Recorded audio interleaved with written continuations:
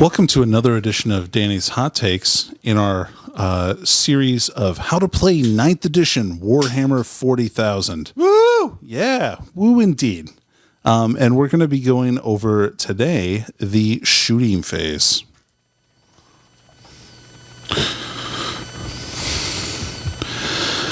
Guns thunder and shrapnel falls from the sky. Muzzle flare shines through the gloom and bursts. Beams of las fire illuminate the fog of war, and spent ammunition cartridges are left discarded across the battlefield. So your shooting phase is one of the most important phases in 40K because it's how you deal damage to your opponent and stop them from achieving their mission objectives. It's pretty simple to do the shooting phase. So in the shooting phase, you select a unit from your army to shoot with. You pick one unit, it shoots all of it, you choose its targets, it shoots its guns, and then you move on to the next unit. And once you shot with every single one of your units one time, you proceed to the charge phase. So the first section is where you select your targets. So you can, each model can fire at a target that is within range of its weapons and line of sight. If you chose to target multiple different units against all of its attacks against one unit must be resolved before you move on to the attacks that you target other units. So just keep that in mind. Like, you don't want to, let's say you have a heavy bolter in your squad, 10 bolters and a missile launcher, right? You want to shoot the bolters and the heavy bolter at one thing, and you want to shoot the missile launcher somewhere else. Don't shoot the bolters at that one thing, then shoot the missile launcher, then shoot the heavy bolters. Just resolve all your shooting at once. It's going to make things a lot easier and a lot faster overall. Games Workshop does provide a nice example of this right here. If a unit chooses to shoot with multiple different weapons, all attacks made by the weapons that have the same profile must be resolved before moving on to the next weapon profile.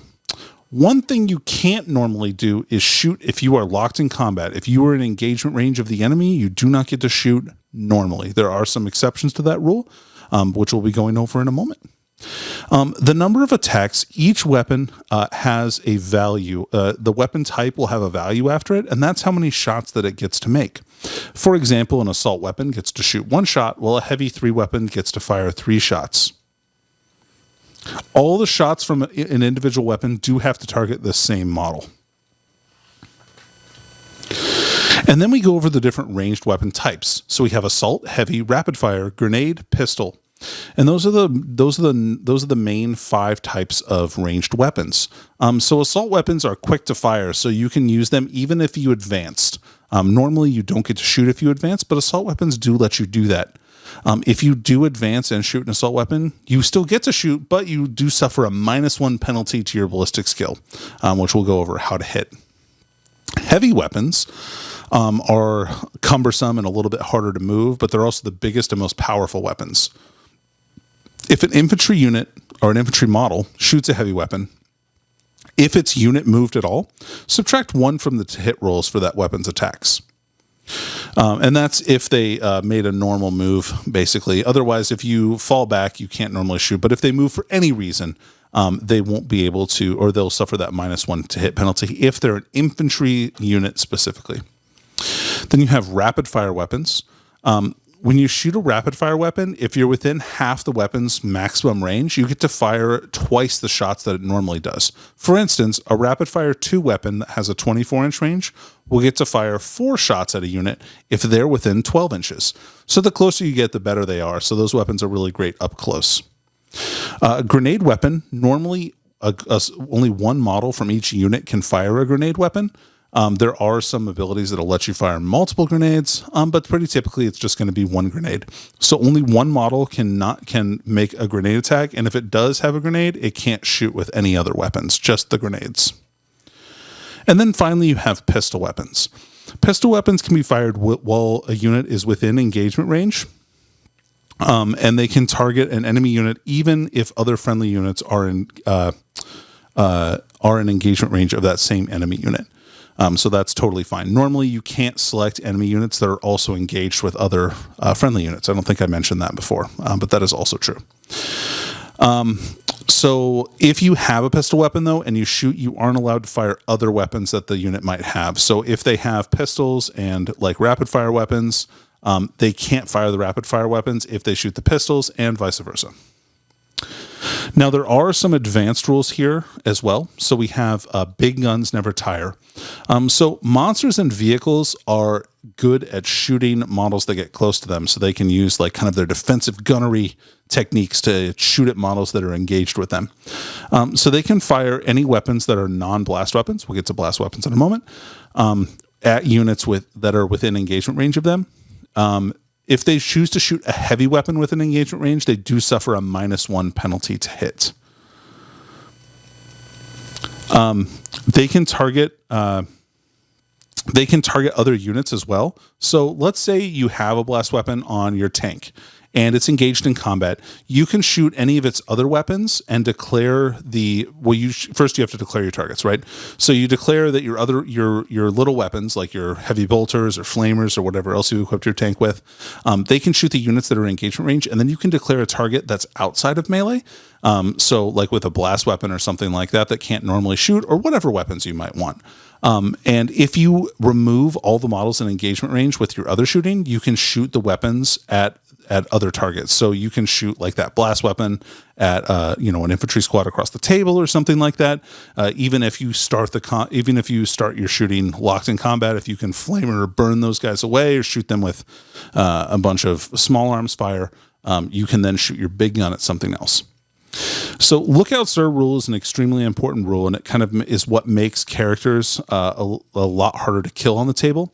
And so if a character has a wound characteristic of 9 or less, and they're within 3 inches of either a friendly vehicle or monster, or they're within 3 inches of another unit that has at least 3 models, units can't target the character with shooting attacks unless the character is the closest enemy model.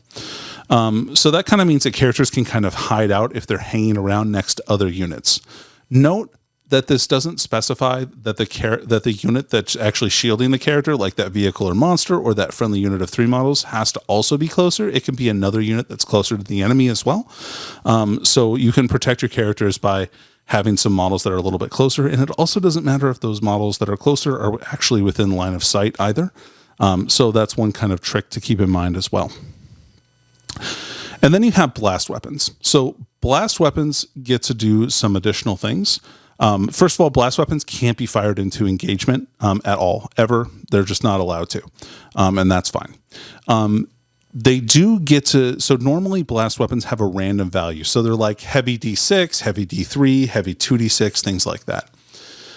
When those models are, when those units shoot, you roll a dice, and that's how many shots they get normally. If a blast weapon shoots at a squad that has between 6 and 10 models, whatever dice value you roll for that weapon, the dice value has a minimum value of 3. So even if you roll a 1 or a 2, it still counts as a 3 for D6 weapons, also D3 weapons. So if you have a D3 and you shoot a 6-man squad, it's always going to shoot max shots. And that's for every D6 or D3 on the weapon. When a blast weapon targets a unit that has 11 or more models, you don't randomly roll. It just gets to fire whatever the maximum shots are. So if it fires 2D6 shots, it'll fire 12 shots because that's the maximum value that you could roll on both dice. And same with the D3 weapons. They'll also shoot their maximum 3 shots each.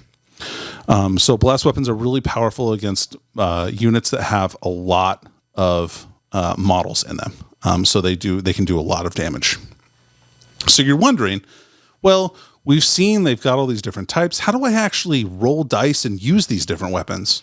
Well, that's how we move on to making attacks. So when you make an attack, first you have to make it to hit roll. So you roll a d6.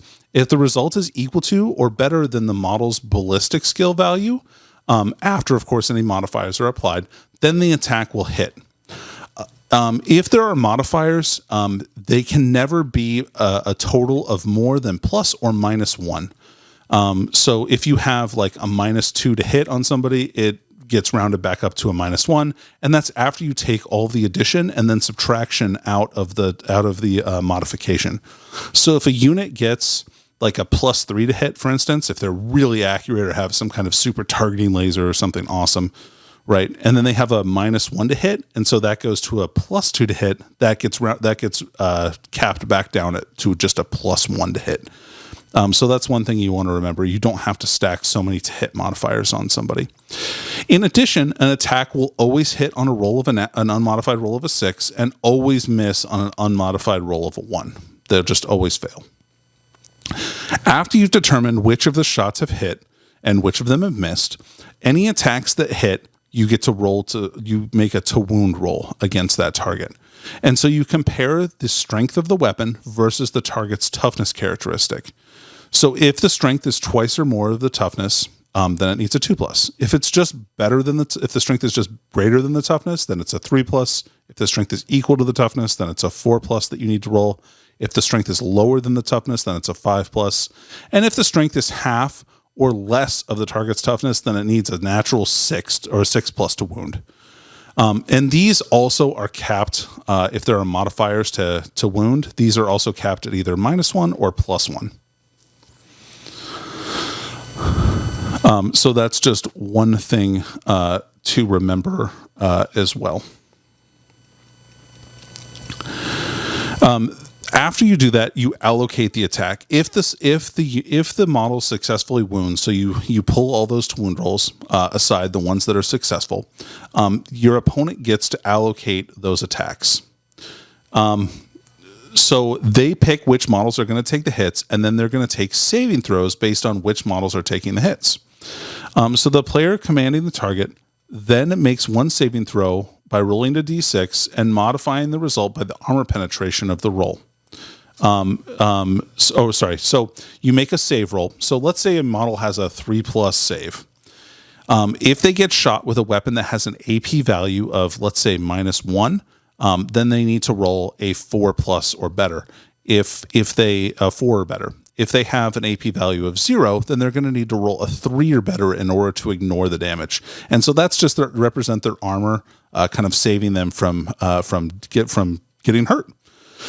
After you determine, again, an unmodified 1 will always fail a save, even if a unit has a bunch of bonuses to a save that they can get. The next step is inflicting damage. So once you determine which models have failed saves, then you roll damage results on those models. Sometimes this is done one at a time. Sometimes this is done collectively. It just depends on what's needed at the time. So if a weapon has a damage characteristic that is, let's say, 1, then a model is going to take 1 wound.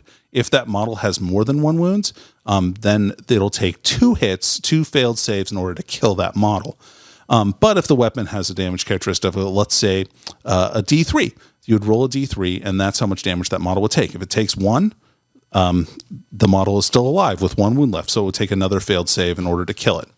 If you roll a 2 for damage, then that model will die.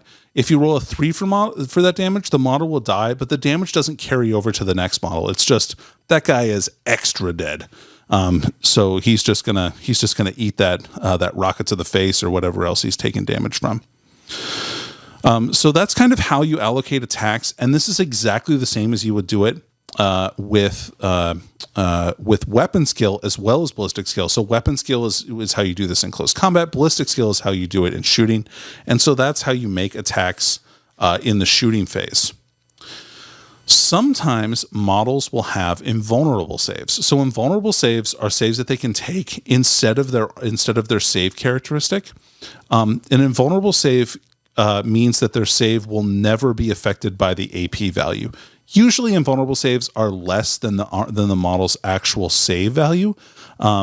So it's usually advantageous to take the save if the weapon has like no armor penetration value. But if they take a las cannon to the face, a las cannon has an AP value of -3, then you're probably going to want to take that invulnerable save. So in that case, you can use that, and that's unmodified, and you just have to roll whatever the invulnerable save value is or better, and the wound will be saved, and you won't take any damage. Some attacks will inflict mortal wounds. Each mortal wound is like an individual instance of a wound being caused. So let's say you get smited by a unit, right? And this is not shooting, but this is pretty close. Each model will take, like, let's say you roll your D3 for how many mortal wounds that unit takes. We'll take a 2-wound model again, like an intercessor, right? If you roll 1, that model takes 1 wound. If you roll a 2, that model takes 2 wounds and dies. If that model takes 3 wounds, the first model dies, and then the next model will also take a wound. So those wounds will carry over. In addition, no saves are allowed by mortal wounds. They just happen. If an attack inflicts mortal wounds in addition to normal damage, you resolve the normal damage first and then the mortal wounds. So this is kind of an important caveat to remember. So remember, you just resolve all the saves and everything else, and then you resolve the actual mortal wounds after that. Some models also have rules that allow you to ignore wounds. So this is after you fail a save, after your opponent rolls damage, all of that. You can roll a dice to ignore wounds, like Disgustingly Resilient for Death Guard, things like that. So you can only benefit from one of these at a time. You can't, like, if a model has a bunch of different ways to ignore wounds, they have to pick one of the rules. So pick the best one that allows you to ignore the most damage. So like Death Guard will ignore wounds on a 5+. So after your armor saves, after everything else, they roll a dice, and on a 5+, they ignore the damage that they just took. So that completes the shooting phase.